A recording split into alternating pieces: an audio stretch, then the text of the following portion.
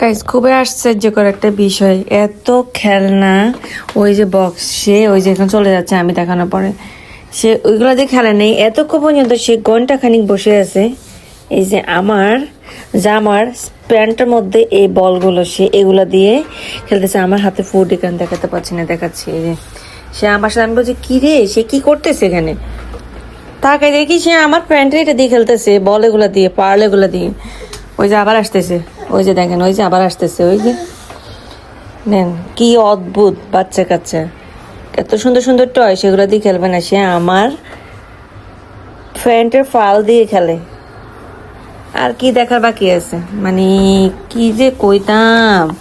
এই টয় দিয়ে খেলা কর তুমি, আমার প্যান্ট দিয়ে কি করবে? এগুলো এগুলো কি খেলা জিনিস? হ্যাঁ, এগুলো কি খেলা জিনিস? প্রতিনিয়ত সে এরকমটাই করে। এই যে দেখেন, আমি যেখানে বসি, যেখানে যাই, মানে আমার পিছু ছাড়বে না, সে আমার পিছে থাকতে হবে। ওই যে আমি এখন এখানে বসে আছি, এখানে আসি বিড়ালের মতো আমার প্যান্টের ফালগুলো দিয়ে খেলতেছে। তারপরে আমি যখন পাটে সরাই ফেলছি, এখন কি করছে, টেবিলের নিচে যাই ঢুকতেছে, মানে আমার এ পাশ দিয়ে বসবে, এই পাশ দিয়ে আসবে। মানে তার সাথে আমি যদি ফিক্স থাকি তার বরের সাথে, তাহলে তার মনে হয় যে এটা মানে খুব হ্যাপি। আর যদি আমি ওর থেকে একটু সরে, তাহলে হয়েছে।